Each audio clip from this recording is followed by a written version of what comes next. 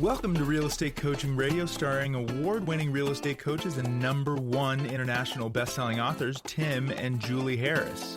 This is the #1 daily radio show for realtors looking for a no BS, authentic, real-time coaching experience. What's really working in today's market, how to generate more leads, make more money, and have more time for what you love in your life. And now your hosts, Tim and Julie Harris. We're back, and we are going to answer a very special request, and we've received this many times, like probably over 1,000 times in many different forms. But people are always curious about how Julie and I have been able to be married for 30 plus years, 31 this year, and to be able to work together in several different businesses. And so what we're going to be doing, and what we did over the last week preparing for this, is we wrote down almost 20 points about what we feel have been the key tenets of our marriage and our partnership and our business partnership. And we're hoping that you guys will glean some value from these points we're about to make. Now, before we get to point number one, Julie's going to share a little story that happened this morning when we were working out. And this goes to one of your rules, Julie. Make sure every time you leave the house, you always look nice. But I was glad that I bothered to put on makeup this morning because we ran into none other than the Ricky Martin, who is known to be one of our at least part-time neighbors here in Puerto Rico. And we've seen him, I think I've met him, sort of casually walking the dog 2 or 3 times, but never to the point of actually having a real conversation. We were both in the gym. He's working out. He's got his ball cap on and his mask, but I kind of recognize him from previous. And, he's Ricky Martin, so he's hard to miss. But we bonded over our French bulldogs. Well, tell him. So this is the same little thing that when Julie and I are nervous about approaching somebody, we've done this many times and it really works, is you find a picture on your phone and you will show them a picture of something that they'll immediately like. Obviously, you want you don't want to just jump up on them and shove your phone in their face. No sneak attacks. But so we know that Ricky has a French bulldog, and so Julie found a picture of our French bulldog Max and showed it to him, and that was an immediate connection with him, which was pretty awesome. And I have to say, when Julie and I first ran into Peter Schiff, who you guys hopefully will remember from our podcast, and he's somebody I've been a great admirer of since really 2007, 2008. Julie and I listen to his podcast every week when it comes out, and he has been a great prognosticator of what's going to happen as far as the economy and everything like that. Yes, definitely a perma bear, but still somebody worth listening to. So he was in the gym and working out, and we didn't know him, and we're seeing him maybe 3 times a week. So we'd listen to his podcast. So I just went up to him and I showed him that his podcast was one of the podcasts I listened to on our phone, and then I mentioned something that I really appreciated from the last podcast, and instantly we were friends. Yes, that was that's it. right. That's all it took. Well, so some of these points will come out in our points about taking care of yourself and being interesting and all that sort of thing. But commonality, we met both of these people in the gym. Yep. So go to the gym, make connections, and have things that are interesting that you can talk about that make it easier to break the ice. Right. So that happened in both cases, and I have to say both of them were very kind and giving, and hopefully are becoming friends. Ricky Martin was very generous and offered to take the picture and actually adjust the lighting properly. He was telling me where to stand so the light was right. Fun. Of course he's going to tell you where to stand and position the camera. And he would know. Exactly. He would know. It was a great experience. But anyway, yes. So those are tales from our morning exercise, right? Yes. And again, to Julie's point, just to belabor this point, we did a series on, obviously we talk about centers of influence of past clients and all that stuff a lot on this podcast. But one of the best ways for you to A, get in shape, but B, expand your centers of influence of past clients is join a gym and then go to the gym consistently, because then you'll start making consistent friends. We last year we were going to the gym in the afternoon, now we're going to the gym in the morning. And there's a whole different crop of people. Definitely. And it took us maybe a week to know all their, at least get to know them, maybe 2 or 3 weeks to get to know their names. And now we see them every morning, and it's fist bump. It's, well, how's it going? Fun. And it makes it more enjoyable to be there for sure. Totally. But the point of it is that it's a community that has a built-in commonality. You don't have to, sometimes when you meet somebody in the public and you have to search around for something to talk to them about, if you're in the gym, again, this mutual suffering. Yesterday we met a guy, I think we mentioned this on the show, the other day. He was almost 70 years old, and he was, essentially lifting as much as Julie and I both weigh. And I congratulated him. I told him how impressed we were, and guess what? Now we're friends. So that's the nice thing about the gym is it's easy to cross that barrier of unfamiliarity, and again, compliment somebody, right? Show them something that they'd be interested in.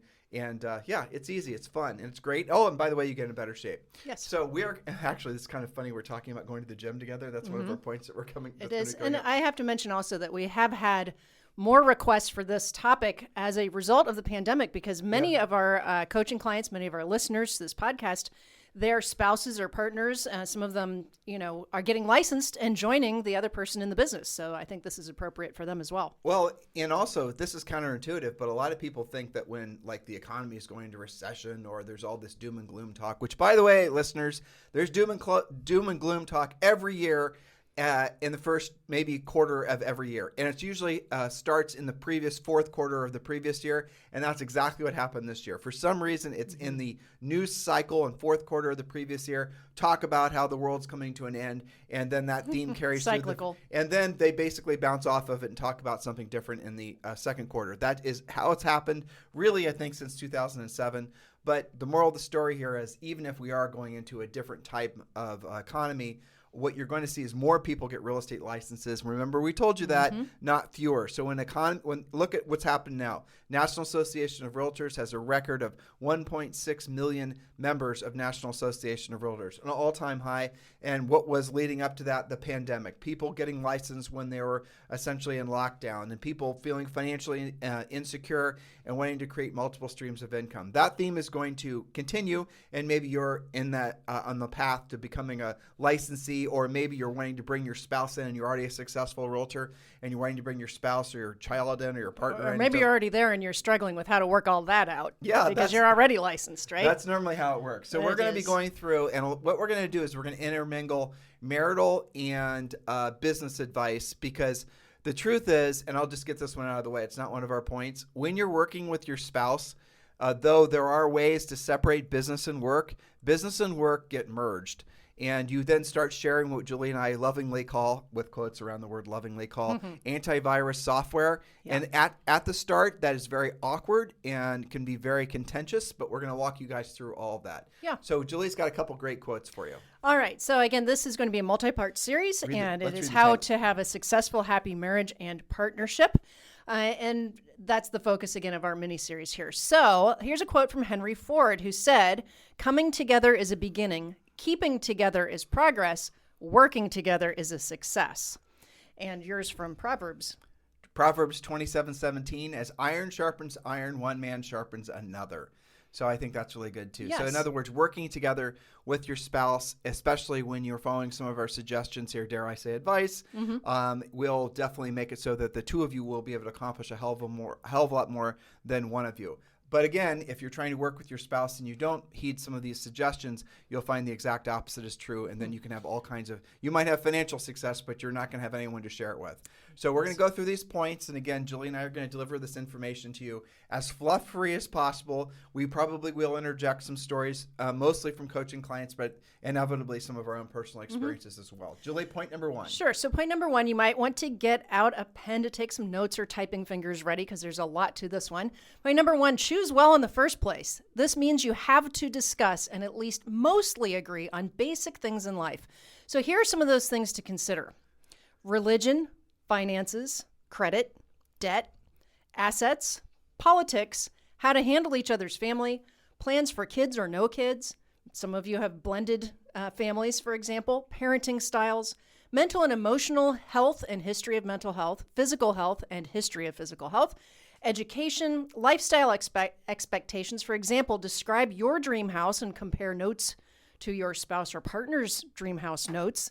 Where do you want to live geographically? Where do you want to travel to? And, we could expand upon those lists, but those are some very important things. So, and again, you don't have to totally agree, but you should mostly agree. So, for example, religion, oftentimes Jewish people and Catholic people get along. They may have some commonalities where you see a lot of marriages like that. Maybe you're both Catholic, maybe you're not, but you have to at least discuss it and have some common traits and values. Well, the point being is that the underlying values and characteristics of each person have to be the same.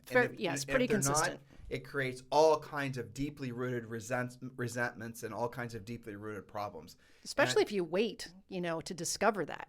Right. Well, and I'll tell you the other thing. You could have, belabored the point endlessly about finances. Finances are really one of the biggest bugaboos because there's so many emotional grenades, and all it takes is for someone to start talking about your finances, and then that pin is pulled because there's so much deep-rooted lizard brain scarcity feelings that are associated with money. And then all of a sudden, if you're now in a marital situation or a partnership situation, now you have to start being accountable to where you spend money. There's all kinds of weird, again, grenades that start to have their pins pulled emotionally, and that can be a never-ending battle. Well, we see that sometimes even just doing the treasure map with somebody individually when Definitely. they have to be accountable and really very detailed on what their financial situation is instead of guessing at it. So again, we could go on about all of these sort of micro points, but things like politics. Are you on the same page or aren't you? What about kids or no kids? So that's the list to at least discuss and get clear on. I want to talk about this one point here, though, because this is something that is very important. How to handle other people's family. How to handle each other's family. What she was meaning, I think, when she wrote this point was, in a marriage, in a partnership, what you want to be considering is that your family is your family, right? So Julie's family is, her parents and her brother and her sister and her cousins and her nieces and her nephews, right? But what happens is if that starts going, the priorities of her, that family gets confused with the priorities of her immediate family, what's going to happen is the immediate family is going to suffer. And that's a very, very normal problem. So when you get married, or I'm going to just use the word marriage, okay? We can use it interchangeably with the word partnership, but in many cases it is, but really marriage is different than a partnership, right? So forgive us if we're offending you by not using maybe the exact terminology that you're comfortable with. And so we're going to start using the word marriage. In a marriage, your partner, I just said it again, but it's true. In a marriage, your partner or your spouse, that is your family. Your immediate family is your family. The family that you left or that raised you, you still love them, you still respect them, you want to spend time with them, but the immediate needs of your family that you have formed are your priority. Not allowing the people from your extended family, let's refer to them as that, intermingle with the priorities of your immediate family is something that is very difficult for a lot of people to work through, especially if, say, for example, one of the partners came from, or the spouses came from a marriage, or a family that was very, they do things together and it's all this sort of happy family bond, whatever. And maybe they had a big family, and then the partner or the husband or the wife that this person chose didn't have that background, and all of a sudden now they're the new member of this family that's marrying in is always treated as an outlaw, opposed to an in-law in the family. We've seen all of these happen in marital relationships from coaching clients over the years, and it all stems from the misunderstanding of what your family is family. That's true. But where, in what pecking order do you prioritize family? And you can talk about these things, right? Like, well, you better. How are you, exactly, before it becomes, a point of contention. So, things to discuss. Point number 2, realize that marriage is a constantly evolving relationship. How you feel about your spouse when you're newlyweds, or even before you're newlyweds when you're dating, is not going to be the same in 3 years, 5 years, maybe even after a few months. And that's normal. Be willing to evolve together. And that's something that no one tells you when you get married, right? That's for sure. So when you get married and you're in that courtship phase, it's all infatuation, it's all sexual attraction, it's all these things. Because what's happening is your brain is forming bonds, chemical bonds to the other person. There's all, it's magical, right? That magical in-love feeling is something you want to have forever. And you do, but it changes and it evolves with time. And sometimes it ebbs and it flows with its intensity. And you can have, and this is where people, again, we see this happening in coaching clients, where they don't realize that that's normal. So you'll have a coaching client, a call with somebody, and they'll express their, concerns about their marriage because it's not like it was. And they'll feel bored or they've something got like 3 kids and all these things are, happening. And is this, I'm no longer feeling in love like I did when we first, those types of emotions. And, Julie and I are going to get some more points about essentially making sure you're not hanging around with essentially people that are poisoning your marriage. But what you'll discover is that is how long-term marriages and partnerships, for that matter, work. It's not always going to be infatuation. Infatuation is not designed to last forever, right?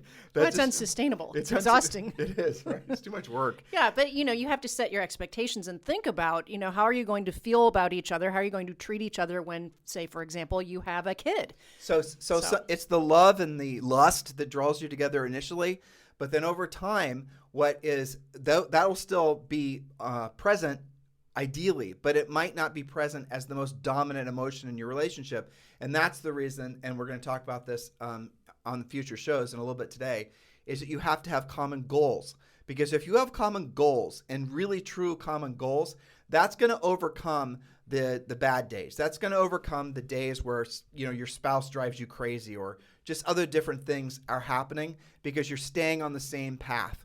When people start meandering in different directions, especially in a marriage, and meandering takes many forms, that's when you start seeing the vows or the commitment that one person made to the other. They then start to betray those vows and betray that commitment, and then everything goes to hell. And that is really, it can happen instantly. It can happen within weeks, it can happen within months, or sometimes within years. So the real takeaway from point number 2 that we're hoping all of you understand is it's perfectly normal. Take it from your old married friends, Tim and Julie Harris, right? Like, what's really funny is people come up to Julie and I sometimes, and they'll ask us for like dating advice or just some new relationship advice. We're like, we've been married for How would we know? We are the worst people to ask. We've been married for over 30 years. You're speaking, I'm sorry, what language is it that you're asking this question in? But again, we can speak with a high level of authority, I think, to what it takes to have a long-term marriage and a long-term relationship. And it really is a blessing and the most beautiful thing ever when you can share this journey called life together, not with the unrealistic expectation that you're always going to be, lovebirds, because you're not. You have to evolve. You have to evolve together, and you have to be accepting of that and not rejecting it just because it's different. Yep. Point number 3. Point number 3, don't hang out with people who have marriage issues. Gosh, they can be so toxic. It's not that you don't care about what they're going through, but don't let them pollute yours. Birds of a feather flock together. That's definitely true. You will absorb their stress and start inadvertently mirroring it in your own relationship. I've mentioned to you before, Tim, there's been a couple of people, even in our neighborhood, who I won't name, who I knew were going through very difficult, very stressful situations, and they were just like on the attack all the time, and that I consciously... It's not that I said I don't want to be friends with you. It's just that I didn't hang out with them. Well, it's because if you're around somebody like that and you're wanting to tell them, you have to constantly be running through your filters as to, I wanted to tell them a story about me and Julie walking on the beach and running into somebody. Not going to do that. You're not going to talk about a happy couple story with this person, or what? I guess I have to really filter and then they just become very contentious. Well, because then they can have a reaction like, well, yeah, me and my spouse used to be like that too, and then blah blah blah, and then they, toxic I don't know how I want to even say. I can't even say it. They dump their toxicity on you. So stay away from it. Well, let's scale up on this idea because it's true too. Are you finding yourself being attracted to watching movies or reading books or going to websites or watching videos on YouTube, anything that's going to reinforce having a bad marriage or relationship? Because again, that's what people do. And they find essentially the worst people ever to console with that are going to do nothing but reinforce the destruction of the thing that they wanted to create the most, which is a happy marriage. Yes. So you might solve that by, on purpose, being friends with people who also, like you, have really strong marriages. But this also goes back to the original list that you gave them. And we bounced off some of these too, because you and I are, not trying to cross any sort of politically incorrect lines. But truthfully, it goes back to the original one with regards to religion. And when people and that's the reason you mentioned Catholicism, Judaism, but there's also, Mormonism and all kinds of relationships or all kinds of religions where they have a understanding of the role of a marriage in civilization, in society. Basic parameters and beliefs that they're definitely on the same page. It's impossible to have a long-term relationship.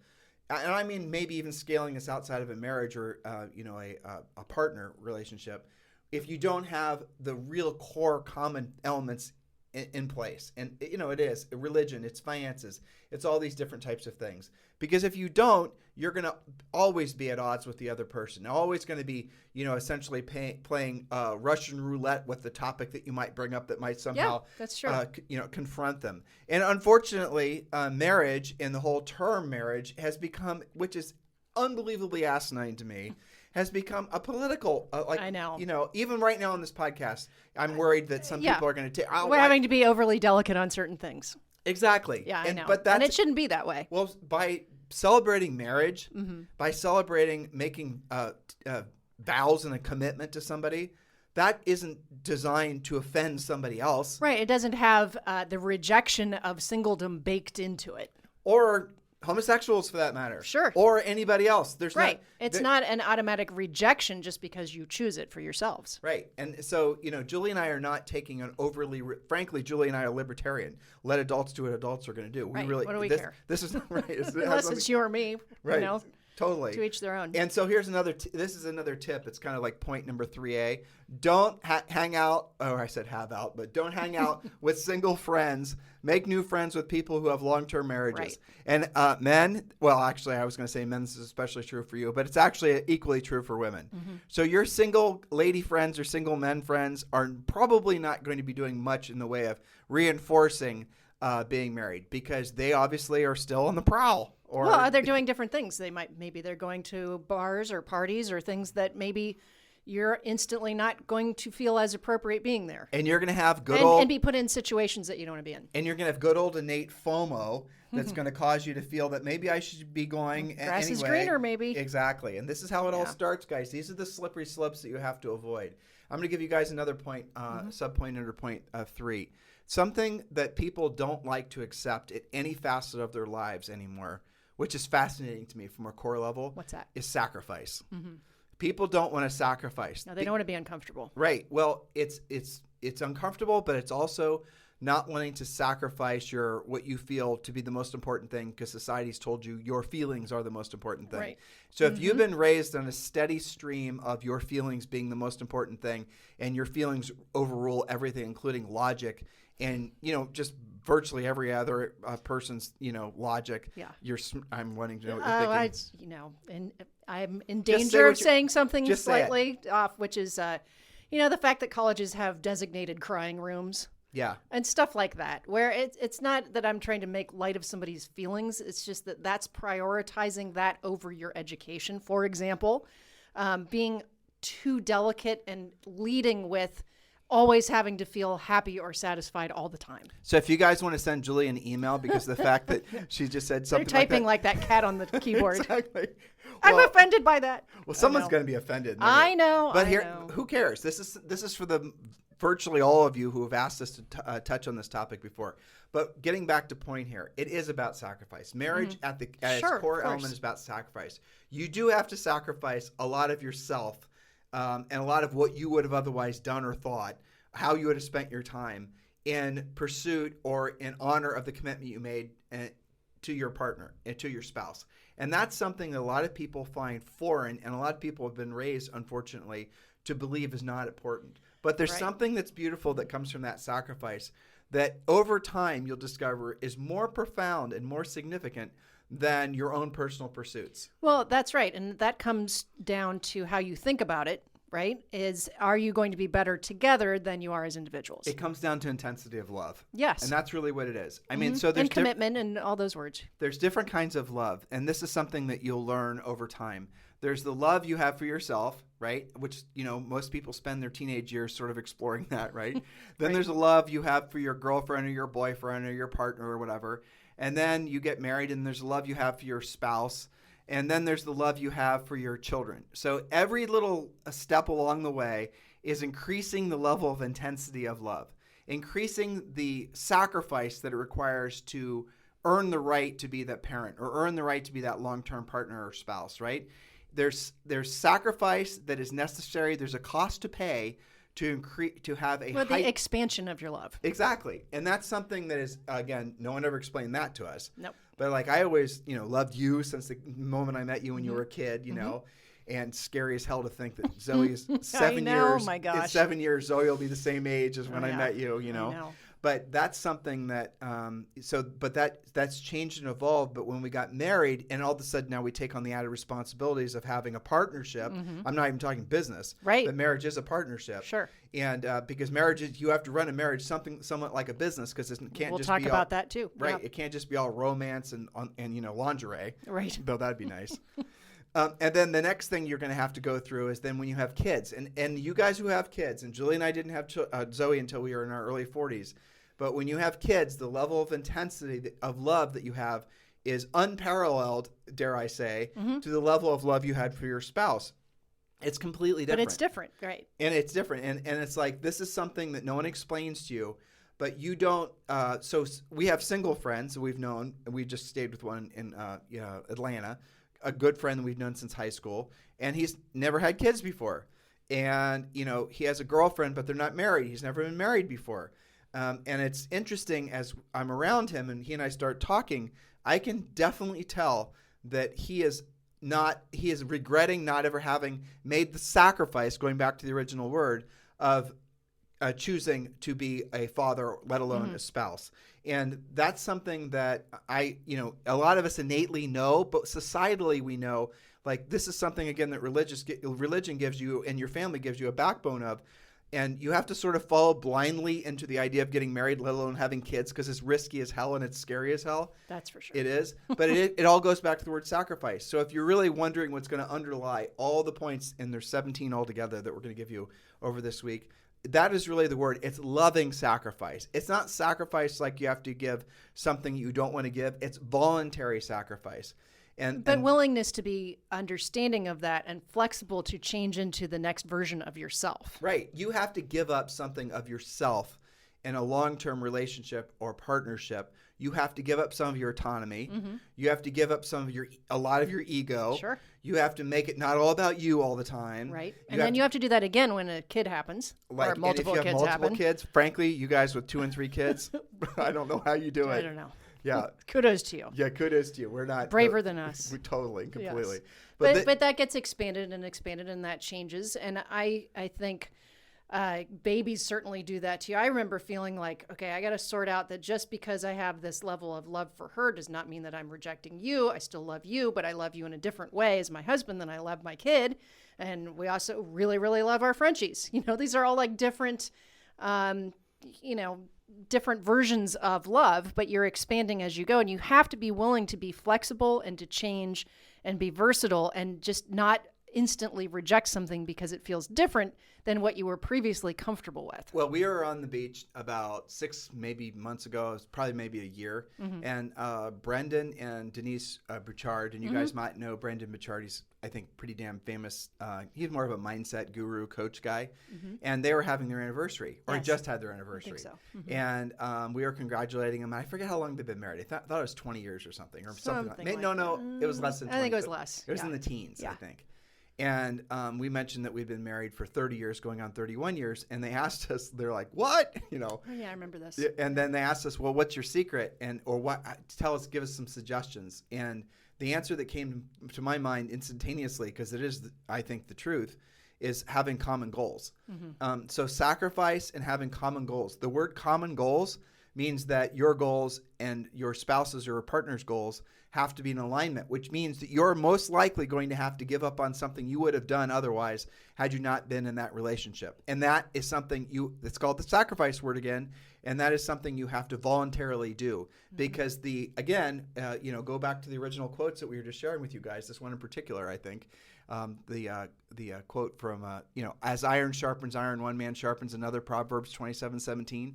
And that's really what happens. So if you're asking us how to have a long-term marriage and you're asking us how to have a long-term business partnership, let alone a marital partnership, it's all intermingled in these exact same thoughts. It is. And when you say have mutual goals, which I completely agree with, and we'll drill down on that in a future podcast. We will. In this series, it's not that you have the same exact goals as when you got married either. Your goals change.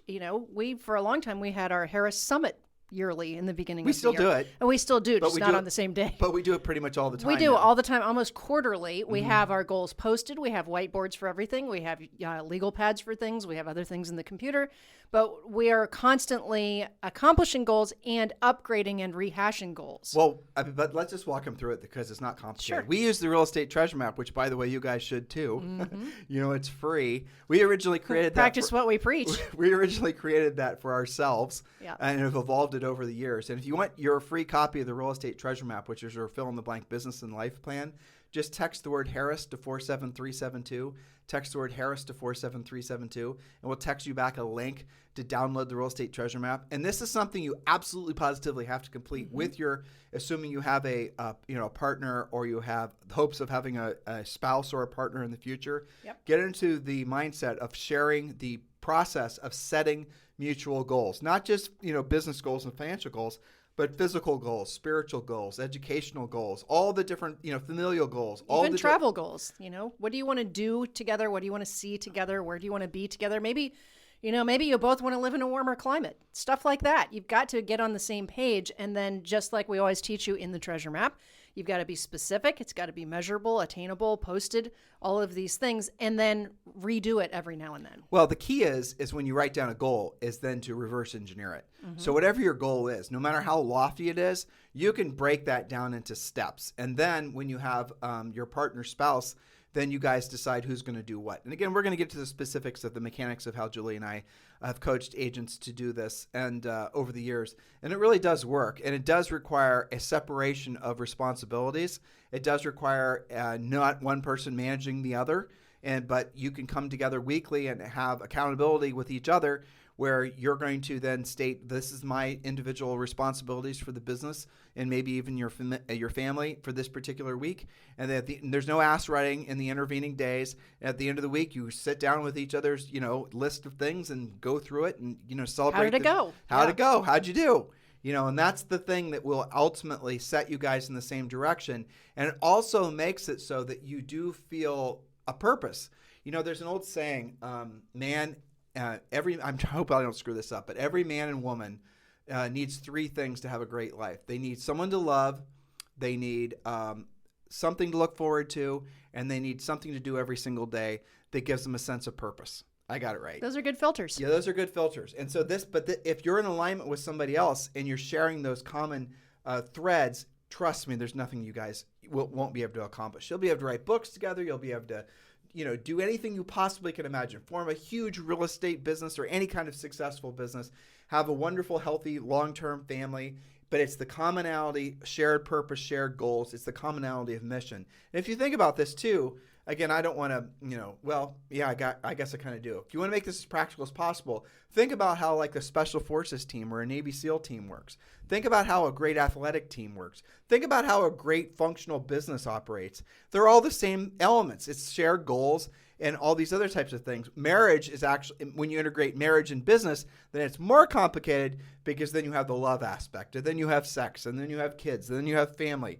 So having a success, it's easier to be successful in business than it is to have a successful marriage, but it's actually, in our opinion, easier to have a successful business than a successful marriage if you're basically intermixing the two, but you're having shared goals. I know that sounds a little convoluted, but we'll walk you through all these points on tomorrow and the following days' podcast. Well, and I think that they will all understand this even more in depth if they follow along using the treasure map, if you haven't already gotten that. And if you have done this before and you filled it out, are you following it? So there's lots of levels to that. Yes, so please do download the Real Estate Treasure Map because it'll make complete sense, and you'll be energized and motivated to get it done as you're, I think, maybe moving the emotional needle. But I'll leave you guys with this one prevailing thought for today. Do really drill down on, and maybe this isn't the right word, but it just came to mind on the show, and I think it is the right word, the word sacrifice. Do ask yourself why the word sacrifice is associated with giving something up and not gaining something. Why would it be, now sacrifice by definition, according to Webster, would be obviously sacrificing something, right? But what if sacrificing actually is what's necessary for you to get something?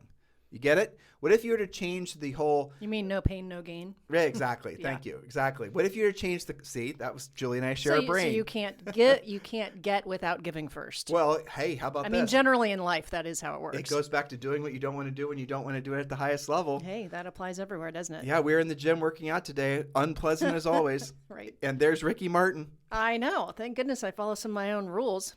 Most of them, I hope, don't go out of the house looking like a homeless person. It's not okay to go to I know some people do. It's really not okay to go to the gym in your jammies. That's just weird. Well, you're belaboring that point, but the fact is that, But I was doing what I didn't want to do when I didn't want to do it, and was rewarded by, getting to meet Ricky Martin. And this is one of the Harris rules too, by the way. Again, we're making this really practical to Julie's point. If you're in the real estate business or any kind of business, now we don't buy and sell real estate anymore. But if we did, I promise you right now, we'd be getting a lot of referrals out of the gym. Indeed. So we'll leave you guys with that. Hopefully you're going to like this topic. I know it's out of our wheelhouse. And it is in alignment with, if you're listening this into replay, don't discount this series of podcasts just because I'm about to date it. This is leading up to Valentine's Day. Yes. So we're working up to Valentine's Day. The last show in this sequence in this series is going to be on February. What's Valentine's 14th. Day? I'm kidding. Good Lord. 14th. So Is our anniversary on the same day this year? I think we're at peak podcast. She just looked at me and thought I was serious. Wait, it's October 12th, right? No. Anyway. All right, you guys have a fantastic day. We'll talk with you on the show tomorrow. Hey, despite the fact that this wasn't really directly, overtly about real estate, lead generation, scripts, and the rest of it, please do give us a 5-star review on iTunes. If you guys like this series and this type of content, Julie and I will produce more of it for the podcast. Normally, we reserve this, frankly, for coaching clients. But you guys did request it. I mean, a lot of people have asked us to do something on this. So if this is something you want more of, please give us a 5-star review on iTunes. Like us and subscribe on YouTube. And just reinforce that this is more content that you want. You guys can also text me directly saying that you like this type of thing. And maybe if you want us to clarify or drill down on some of these topics, that's great. But my cell phone number to text me, don't call because I will not answer. And I'm guessing 50 calls a day. And they always go to voicemail, and the voicemail says, I'm not going to ever check this voicemail. If you want to reach me, text me. So I'm serious. But if you want to message me about this or about any show topics or ideas, or frankly, if your guys are looking for a sponsor at eXp Realty and you're looking for a sponsor that's going to be proactive in your success at eXp Realty, Julie and I are formally applying for the job of being your eXp Realty sponsor. You can text me directly at 512-758-0206. 512-758-0206. Get ready to take some notes. We are sharing our notes on our website, timandjulieharris.com. And we are also putting these notes, as many as long as, we can't oftentimes put all of our notes on iTunes and YouTube because they will not allow us to use all of our notes. They edit it back. So the best place to get our notes, if you're looking for any of our outlines, is just go over to timandjulieharris.com. They are copywritten, but we do offer those to you for your own purposes. And in the meantime, you guys have a fantastic day. We'll talk with you on the show tomorrow. This podcast is a part of the C-Suite Radio Network. For more top business podcasts, visit c-suiteradio.com.